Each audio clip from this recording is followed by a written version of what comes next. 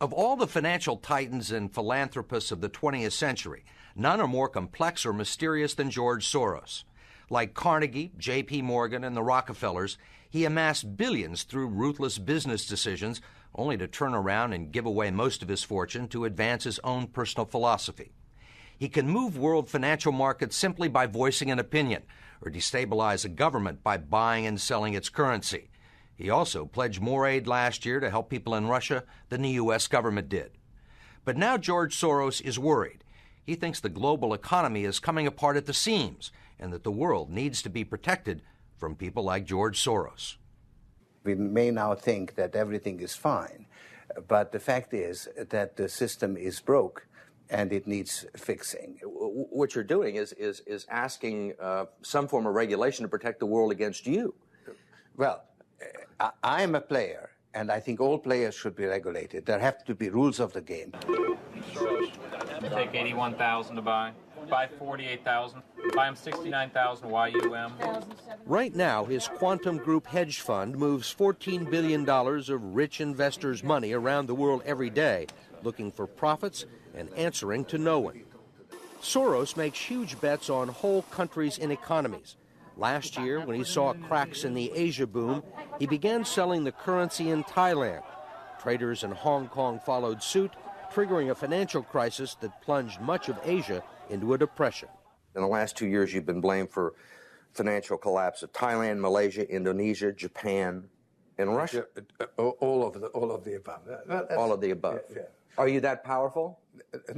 No, I think there's a great misunderstanding. The Prime Minister of Malaysia said that the region spent 40 years trying to build up its economy, and along comes a moron like Soros with a lot of money, and it's all over. He called you a criminal.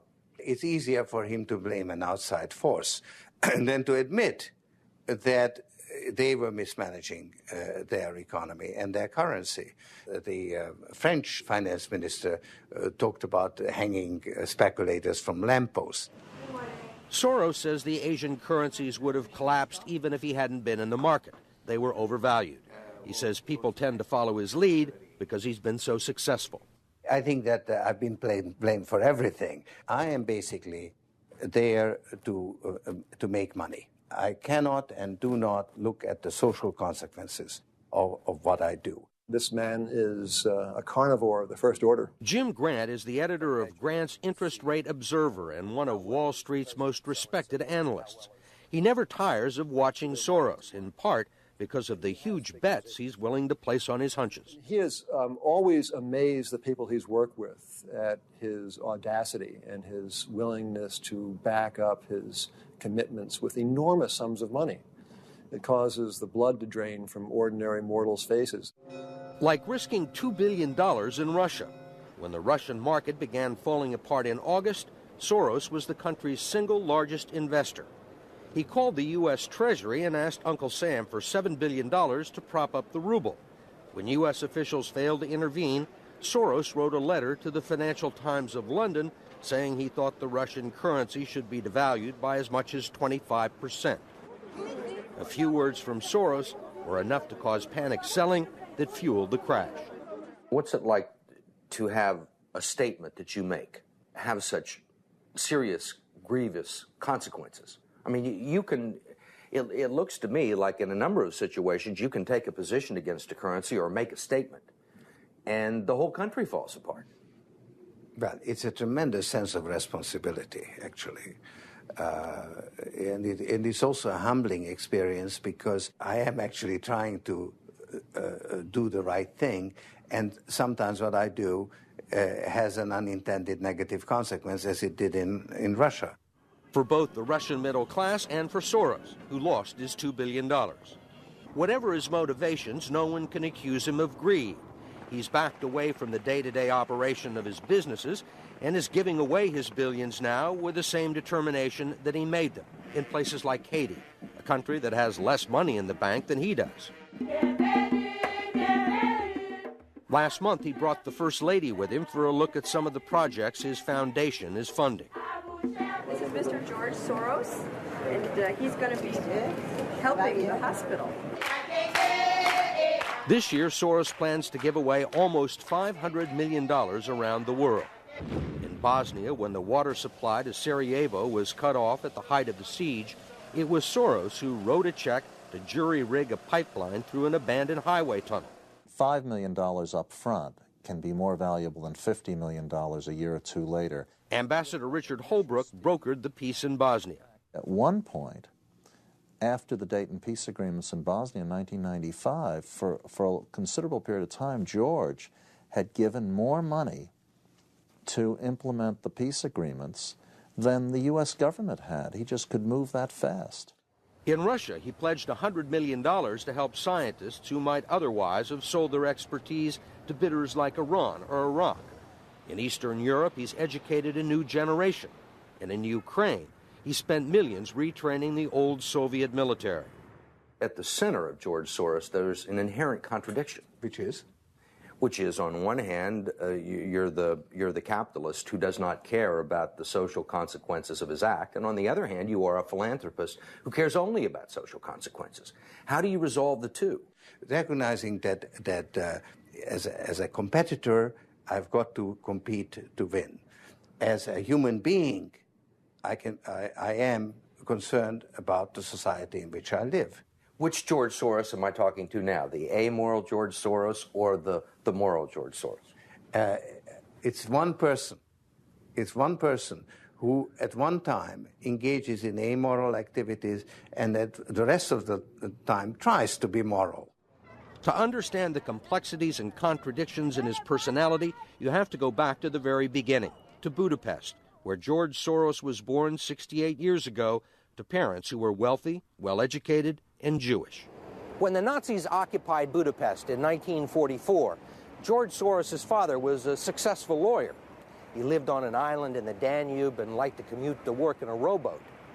But knowing there were problems ahead for the Jews, he decided to split his family up.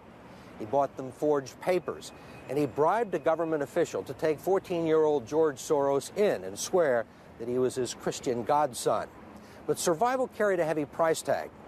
While hundreds of thousands of Hungarian Jews were being shipped off to the death camps, George Soros accompanied his phony godfather on his appointed rounds, confiscating property from the Jews.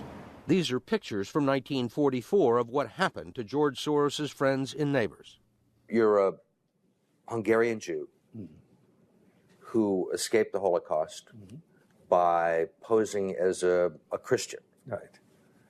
And you watched lots of people get shipped off to the death camps. Right. I was 14 years old. And I would say that that's when my character was made. In what way? That one should think ahead, one should understand and anticipate events, and one is threatened. It was a tremendous threat of evil. I mean, it was a very personal experience of evil. My understanding is that you went out with this protector of yours who swore that you were his adopted godson. Yes, yes. Went out, in fact, and helped in the confiscation of property from the Jews. That's right. Yes. I mean, that sounds like an experience that would send lots of people to the psychiatric couch for many, many years. Was it difficult? Not at all. Not at all. Maybe as a child you don't see the connection, but it created no problem at all. No feeling of guilt. No. For example, that I'm Jewish, and here I am watching these people go. I could just as easily be there. I should be there. None of that. Well, of course, I could be on the other side, or I could be the one from whom the thing is being taken away.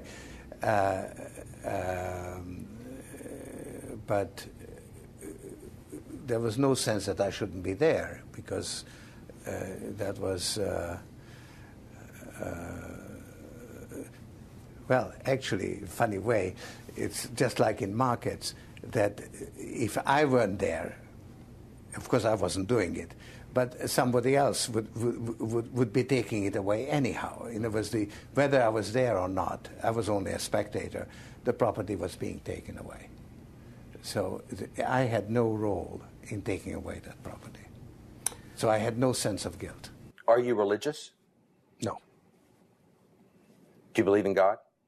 No. Soros told us he believes God was created by man, not the other way around, which may be why he thinks he can smooth out the world's imperfections.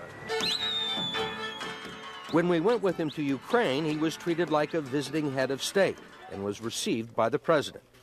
Then he was received by the prime minister and finally the central bank. 20% in cash. They even allowed him to look at the books and asked him for advice. Lots of people want George Soros' advice. Most recently, South African President Nelson Mandela. Actually, President Mandela asked me, how could South Africa protect itself against speculators like you? And I told him, I wrote him a memo, trying to give him the best advice I could, how to reduce the exposure of South Africa to speculative attack. That's the old stop me before I kill again approach, right? Well, you're telling this is what you can do to stop me. Whether I or somebody else does whatever is happening in the markets, it really doesn't make any difference to the outcome. I don't feel guilty because I'm engaged in an amoral activity which is not meant to have anything to do with guilt.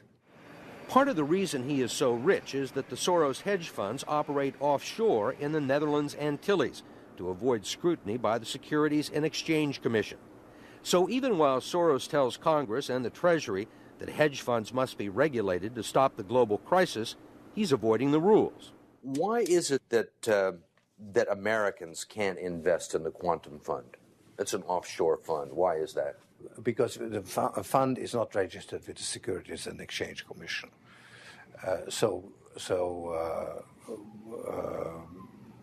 We are not licensed to do business in the United States. That's right. Because? Because we are not registered with the Securities and Exchange Commission.